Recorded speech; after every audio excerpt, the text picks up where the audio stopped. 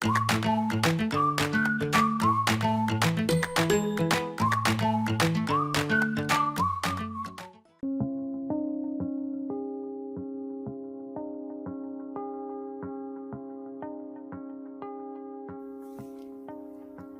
7일) 월요일. 과자로부터 배운 겸손. 한 미국 선교사가 작은 과자 봉지를 통해 큰 교훈을 얻었습니다. 도미니카 공화국에서 사역을 하던 그 선교사는 어느 날 저녁 교회 모임에서 과자 봉지를 열었습니다. 그런데 순간 잘 알지도 못하는 여인이 손을 뻗어 그 봉지에서 과자를 집어갔습니다. 곧이어 다른 사람들도 그렇게 했습니다. 저렇게 무례할 수가 라고 선교사는 생각했습니다. 하지만 곧 자신의 생각을 부끄럽게 여겼습니다. 자신이 섬기기로 한 그 지역의 문화를 아직 올바로 이해하지 못했던 것입니다. 도미니카 공화국에서는 삶의 모든 것이 공동체 중심이었습니다. 음식과 물건을 나누는 것이 다른 사람과 서로 관계를 맺는 하나의 방식이었던 것입니다. 그 선교사의 방식은 더 나은 것이 아닌 그저 다른 것일 뿐이었습니다. 그는 이런 나의 모습을 깨닫게 되어 무척 부끄러웠다고 고백했습니다. 자신의 편견을 인식한 그 선교사는 겸손히 다른 이들과 나누는 것이 그들을 더 잘 섬기는 방법이라는 것도 알게 되었습니다. 베드로는 교회의 지도자들에게 다른 이들을 겸손으로 대하라는 이 교훈을 가르쳤습니다. 그는 장로들에게 맡겨진 양떼를 지배하려 들지 말라고 권고했습니다. 또한 젊은이들에게는 장로들에게 순종하고 다 서로 겸손으로 허리를 동이라고 했습니다.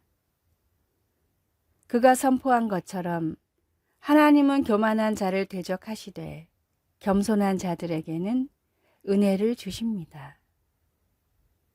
하나님께서 오늘 우리를 그분과 다른 이들 앞에서 겸손히 살도록 도와주시기를 간구합니다. 말씀. 젊은 자들아, 이와 같이 장로들에게 순종하고 다 서로 겸손으로 허리를 동이라. 하나님은 교만한 자를 대적하시되 겸손한 자들에게는 은혜를 주시느니라. 베드로전서 5장 5절. 찬송 216장 성자의 귀한 몸. 기도. 하나님 아버지, 다른 이들을 향한 저의 교만을 하나님의 겸손한 사랑으로 바꾸어 주소서. 아멘.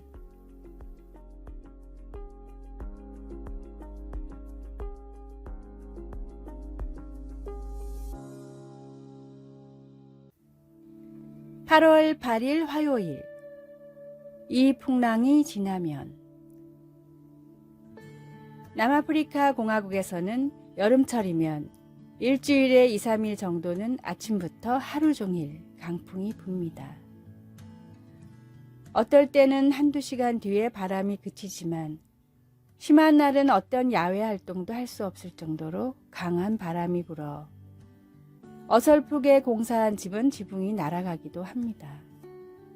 그럼에도 남아프리카 공화국 사람들은 이 강풍을 싫어하지 않고 오히려 의사선생님이라는 뜻을 붙여 케이브 닥터라고 부릅니다. 온 도시에 불어닥치는 강풍이 매연과 먼지를 비롯한 모든 공해를 남극으로 날려버리기 때문입니다. 케이프 닥터가 몰아치고 나면 며칠은 청명한 하늘과 맑은 공기가 유지됩니다. 간간히 휘몰아치는 강풍은 생활에 큰 어려움을 주지만 그 이상의 놀라운 이득을 주는 축복이기도 합니다. 우리 삶에 때때로 찾아오는 고난들도 겪고 나면 오히려 축복일 때가 많습니다.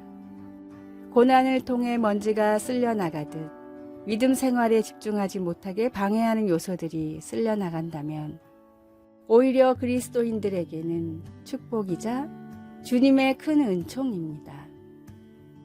내 삶에 몰아치는 풍랑을 통해 그 안에서 선명히 드러나는 주님을 묵도하십시오.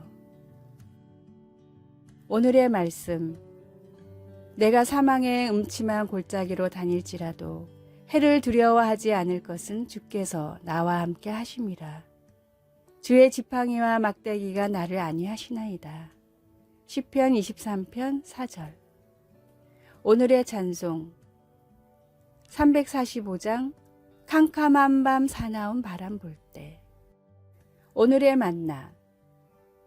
주님, 모든 것이 합력하여 선을 이루게 하시는 주님을 믿고 감사하게 하소서. 고난이 닥쳐도 우리에게 가장 좋은 것만을 주시는 주님을 믿고 따릅시다.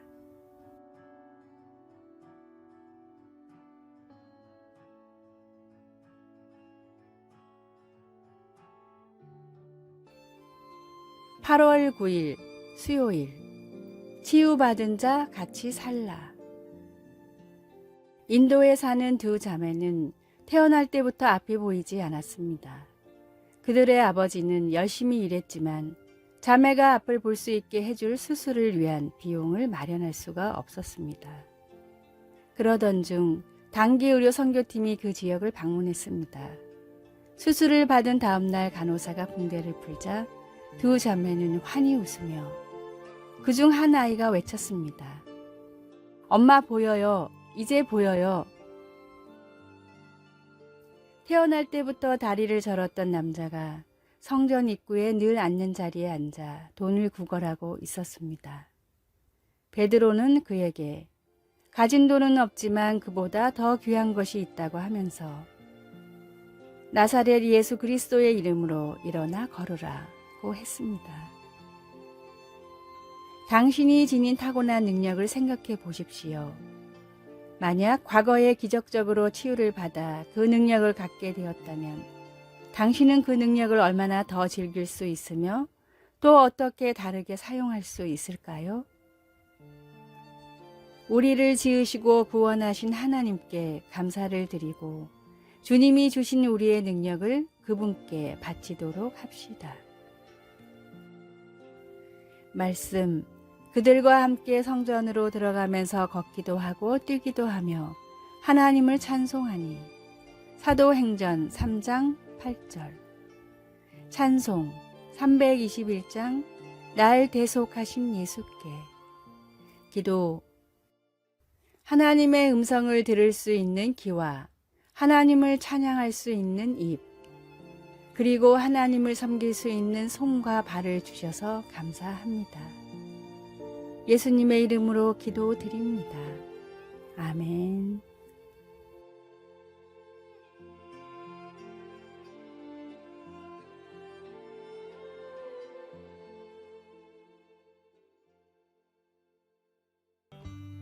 (8월 10일) 목요일. 발을 씻기신 이유. 중동 지역의 대부분은 사막이거나 건조합니다. 무더운 날에는 50도도 넘어가기 때문에 하루 종일 땀이 나는데 사막지대를 건너가기라도 하면 발은 하루 종일 모래로 뒤덮입니다. 온종일 땀이 고여 있고 모래투성이로 하루를 보내기 때문에 중동에서는 발을 매우 더럽게 여깁니다. 동등한 지위의 사람들끼리는 남의 발을 손으로 가리켜서도 안 됩니다. 부끄러운 곳을 지적하는 무례한 행위이기 때문입니다. 이 지역의 사람들이 누군가에게 줄 수 있는 가장 큰 모욕도 신고 있는 신발을 들어 때리는 것입니다. 발을 씻기는 일은 하인 중에서도 가장 낮은 하인이 해야 하는 천한 일이었습니다. 예수님이 제자들의 발을 씻기려고 하실 때 제자들은 큰 충격을 받았고 예수님이 발을 씻겨주셨던 것 역시 이런 이유 때문이었습니다. 하나님의 아들인 내가 이처럼 낮아졌듯이 너희도 스스로를 낮추어 다른 사람들을 섬겨라. 이제 곧 십자가의 대업을 이루실 예수님이 제자들에게 마지막으로 가르치셨던 것은 겸손입니다. 겸손하지 못한 사람은 예수님과 아무 상관이 없습니다. 높아지고 강해지려고 하는 세상의 속성을 따라 살지 말고 더 낮게, 더 약한 사람들을 찾아가 섬기는 사랑의 속성을 따라 사십시오. 오늘의 말씀, 내가 주와 또는 선생이 되어 너희 발을 씻겼으니 너희도 서로 발을 씻기는 것이 옳으니라. 요한복음 13장 14절. 오늘의 찬송 516장 옳은 길 따르라 의의 길을.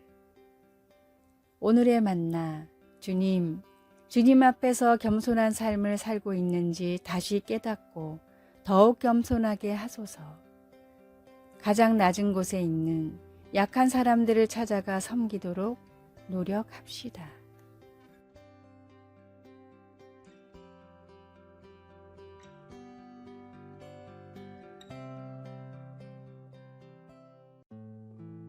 (8월 11일) 금요일 성장하도록 부르심을 받음.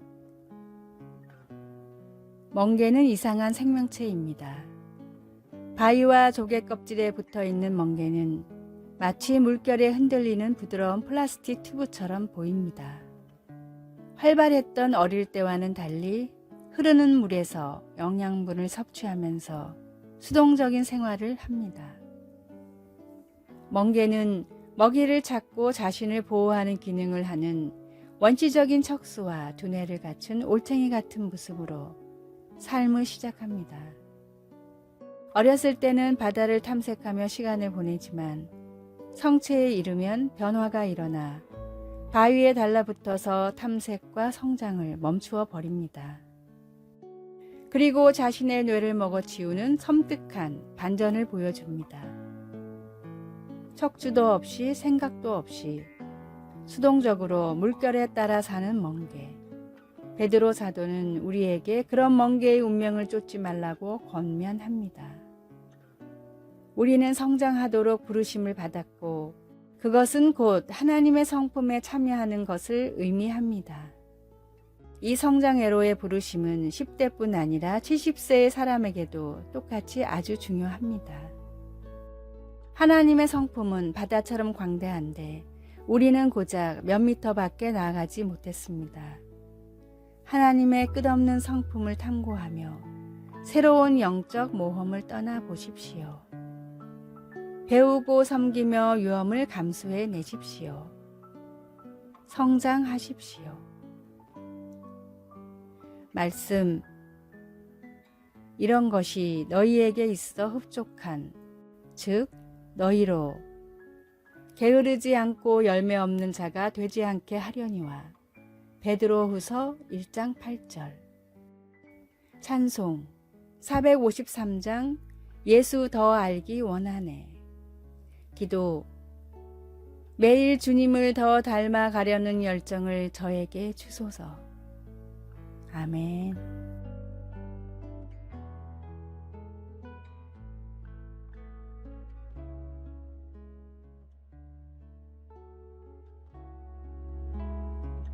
아래의 빨간색 글자 구독을 누르시어 더 많은 전도의 열매를 맺으시기를 기도합니다.